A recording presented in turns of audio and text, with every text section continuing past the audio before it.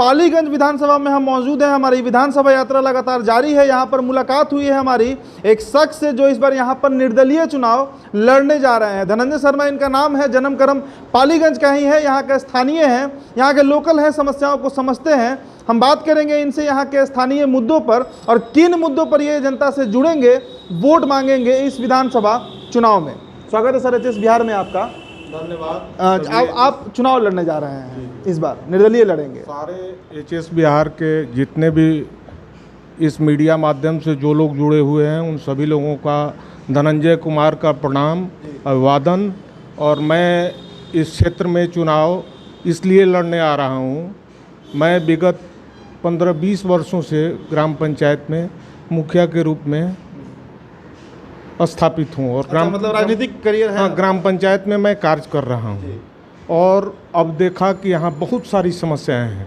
पंचायत की समस्या से ऊपर उठकर हमने देखा कि यहाँ कृषकों की समस्या है, रेलवे लाइन का ट्रैक का निर्माण जो बिहटा से औरंगाबाद का है उसकी समस्या है, उलार सूर्य मंदिर है, पैक्स में धान किसानों का बिकता है तो उसका बाद में किसानों का धान लौटा दिया जाता है कि सरकार से इतना ही टारगेट दिया गया, तो पैक्सों की स्वतंत्रता दें।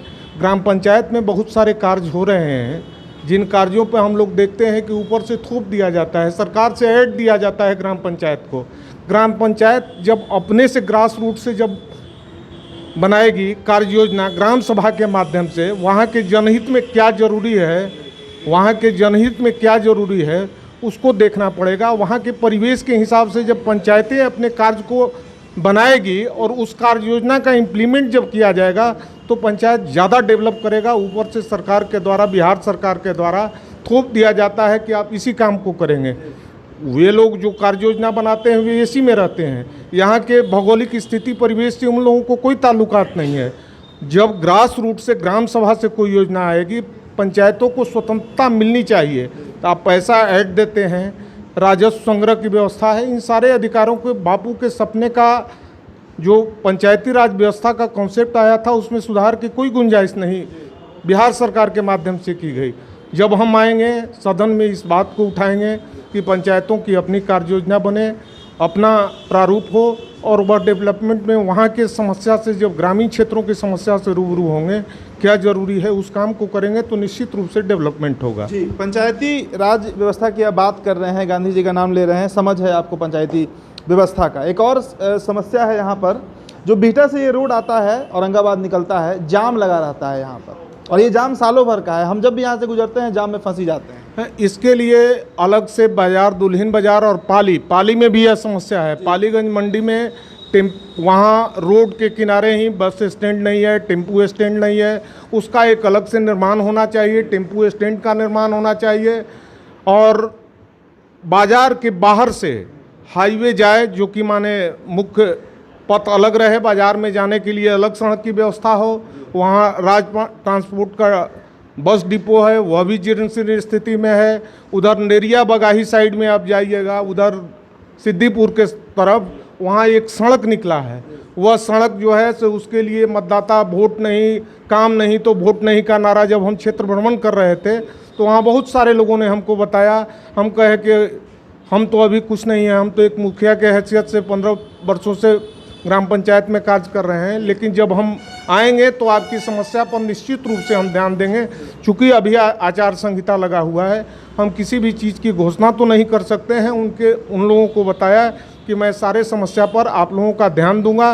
मैं पंचायत में जो कार्य किया हूं उसकी आप देख लीजिए, वहां सारे लोग खुश रहते हैं और उस अनुरूप ही हम इस विधानसभा क्षेत्र में भी काम करेंगे।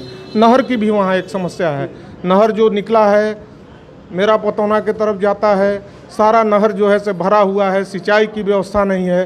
किसानों को अगर नहर असिंचित क्षेत्र है, जहाँ सिंचित क्षेत्र है तहाँ तो नहर की उड़ाही की जाए, जहाँ असिंचित क्षेत्र है वहाँ जो है से सरकारी ट्यूबवेल, बिजली की समुचित व्यवस्था, हर किसान को काम और हर मजदूर को काम होगा, फसल अच्छा होगा, दाम होगा, किसान खुशहाल होंगे।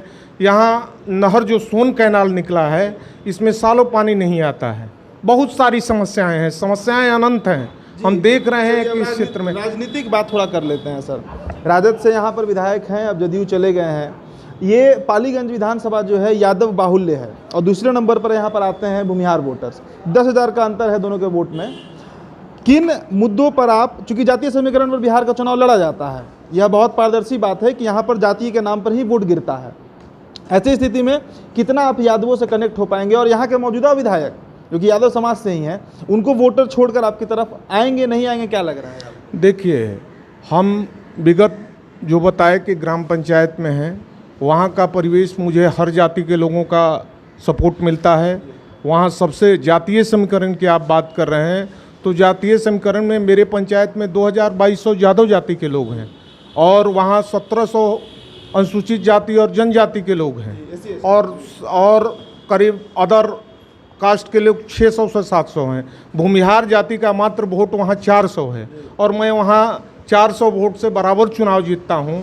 सभी जाति का मेरे साथ सहयोग है, सभी लोगों के साथ मेरा संबंध है, और मैं यह निश्चित रूप से आश्वस्त करूँगा यहाँ के जनता का कि हर जाति, हर मजहब, हर लोगों से, हिंदू हो, मुसलमान हो, सिख हो, मारवाड़ी हो, बनिया हो, जिस भी कौम के हैं, राजपूत जाति के हों, सारे लोगों का सहयोग हमें मिलेगा। और यह मौका है इस बार, चूँकि यहाँ का टिकट बहुत उठापटक के साथ चला है, तो उसमें हम समझते हैं कि इस बार अच्छी स्थिति रहेगी पालीगंज में। आपको कितना जीत का अपना कॉन्फिडेंस? जीत का करीब करीब हम आश्वस्त हैं कि यहाँ से पालीगंज से अब निर्दलीय प्रत्याशी के रूप में हमको जिताकर भेजने के लिए लोग, जो क्षेत्र भ्रमण के दौरान हम जो उल्लास देखे, जो लोगों के बीच में गए, उसको देख के हम बता सकते हैं कि निर्दलीय के प्रति लोगों का मन बन चुका है, और यहाँ कोई जाति पाति मजहब भेदभाव नहीं रहेगा, सारा टूट जाएगा। स्थानीय मुद्दों पर, स्थानीय मुद्दा, स्थानीय बेटा, मैं यहाँ का क्षेत्र का बेटा हूँ, मैं यहाँ का रहने वाला हूँ। मेरी शिक्षा दीक्षा 20 वर्ष की राजनीति की कैरियर मेरा निचली इकाई में रही, लेकिन यहीं रही, पालीगंज में ही रही है। तो इसलिए मैं आपको आश्वस्त करता हूं इस मीडिया के माध्यम से, जितने भी श्रोता हैं, कि सारे को छोड़ के आप आइए। मैं आपसे हाथ जोड़ के निवेदन करता हूं कि आप आइए, और सारा सिस्टम जो है, कभी जातीयता का यहाँ कोई परिवेश नहीं रहेगा अगर मैं जीत के आऊँगा तो। सूर्य मंदिर भी है सर आपके क्षेत्र में, इसका जीर्णोद्धार नहीं हुआ है। देखिए, यहाँ एक धार्मिक उलार सूर्य मंदिर, बहुत बड़ी मंदिर है, और यहाँ आस्था सूर्य के प्रति लोगों का, सूर्य भगवान के प्रति लोगों का बहुत है। और मैं अगर जीतूंगा तो मैं प्रयास करूंगा कि यहाँ पर्यटक स्थल के रूप में इसको निर्माण करवा के, और यह इस क्षेत्र का एक धरोहर बने, इसके लिए मैं प्रयास करूंगा। चूँकि आचार संहिता है, अभी हम कुछ बोल नहीं सकते हैं ज़्यादा, लेकिन इस क्षेत्र में भी मैं विचार करूंगा कि इसका कल्याण हो।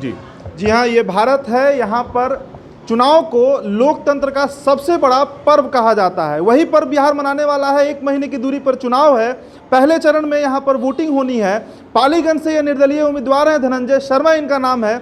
अपने लोगों से कनेक्ट हो रहे हैं, जातीय बंधन को तोड़कर स्थानीय मुद्दे पर चुनाव लड़ना चाहते हैं।